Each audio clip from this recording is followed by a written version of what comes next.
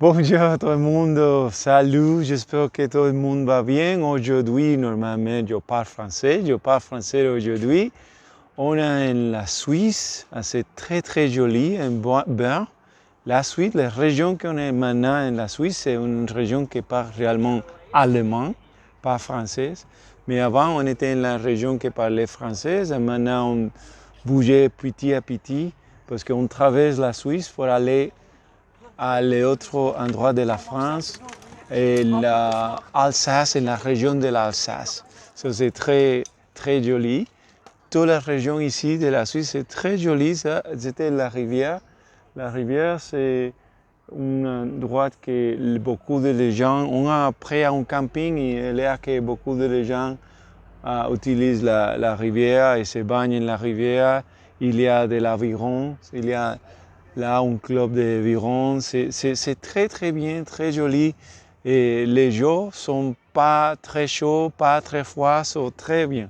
Mais le mieux d'aujourd'hui, c'est que l'anniversaire de mon amie Florence. C'est l'anniversaire de Florence et on fait beaucoup de choses qu'il voudrait faire. On était ici, on visitait les bains, on allait à manger, on mangeait une très bonne frites et on mangeait en un restaurant que c'était un restaurant un restaurant suisse, c'était très bon, très bon. Maintenant, un peu plus tard, on va à manger des chocolats suisses, que c'est très bon, ça c'est bien.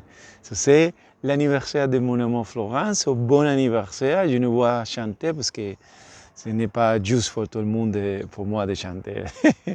Mais maintenant, je vais lire Le Petit Prince, chapitre 25. Il dit, les hommes, dit le Petit Prince, ils sont enfoncés dans les rapides, mais ils ne savent plus ce qu'ils cherchent. Alors, il agit et il tourne en rond. Et il ajouta, ce n'est pas la peine.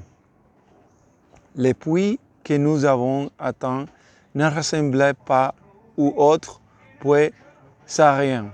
Les puits sahariens sont des simples tout crus dans le sable.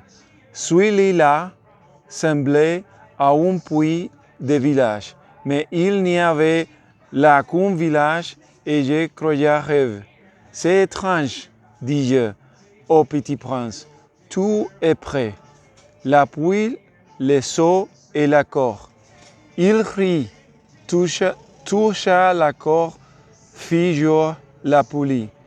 Et la poulie gémit comme une vieille girotte quand le vent a longtemps dormi. Tout un temps, dit le Petit Prince, nous revions ce puits et il chante. Je ne voulais pas qu'il fît un effort. Laissez-moi faire, lui dis-je, c'est trop lourd pour toi. Lentement, j'ai hissé le seau jusqu'à la margelle. Je l'y ai installé bien d'aplomb dans mes oreillers durant le chant de la poulie et dans l'eau qui tremblait encore. Je vous tremblais le soleil. J'ai soif de cette eau-là, dit Petit Prince, donne-moi à boire. Et je compris ce qu'il avait cherché. Je soulevai le seau jusqu'à ses lèvres. Il but, les yeux fermés. C'était doux, comme une fête. Elle était née de la marche sous les étoiles, du chant de la poulie, de l'effort de mes bras. Elle était bonne pour le corps, comme un cadeau. Lorsque j'étais petit garçon, la lumière de l'arbre de Noël, la musique de la messe de minuit, la douceur des souris faisaient ainsi tous les raisonnements des cadeaux de Noël que je recevais. Les hommes de chez toi, dit le Petit Prince, cultivent 5000 roses dans le même jardin. Et ils n'y trouvent pas ce qu'ils cherchent. Ils ne trouvent pas, répondis-je, et cependant, ce qu'il cherche pourrait être trouvé dans une seule rose ou un pot d'eau. Et le petit prince ajouta, mais les yeux sont aveugles. Il faut chercher avec le cœur. J'avais bu, je respirais bien. Le sable ou l'œuvre du jour est couleur de miel. J'étais heureux aussi de cette couleur de miel. Pourquoi fallait-il que j'euse de la peine? Il faut que tu tiennes ta promesse, me dit doucement le petit prince, qui nouveau s'était assis auprès de moi. Quelle promesse! Tu sais, un muselier pour mon mouton.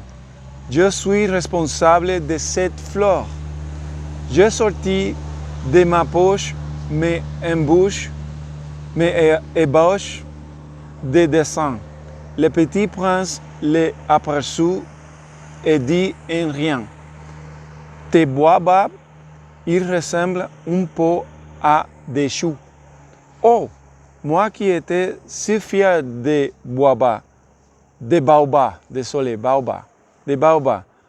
ton renard, ses oreilles, elles ressemblent un peu à des cônes, et elles sont trop longues. Et il rit encore. Tu es injuste, petit bonhomme. Je ne savais rien dessiner que les bois fermés et les bois ouverts. Oh, ça ira, dit-il l'enfant savant. Je crayonnais dans un muselier et je le corps serré en la lui donnant. Tu as des projets que j'ignore, mais il ne me répondit pas. Il me dit, tu sais, ma chute sur la terre, ce sera demain l'anniversaire. Puis après un silence, il dit encore, j'étais tombé tout près d'ici, et il rougit. Et de nouveau, sans comprendre pourquoi, j'approuvais un chagrin bizarre. Cependant, une question me vint.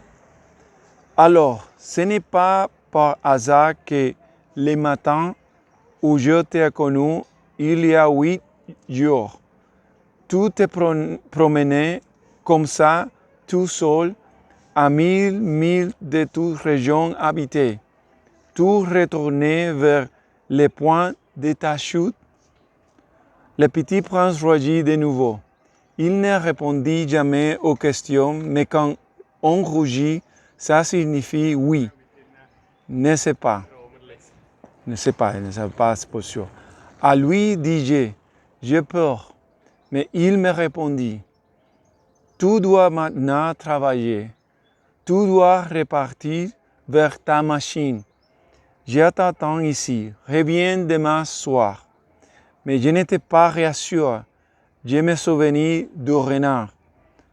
On risque de pleurer un peu si l'on se laissait improviser. Ça, chapitre 25.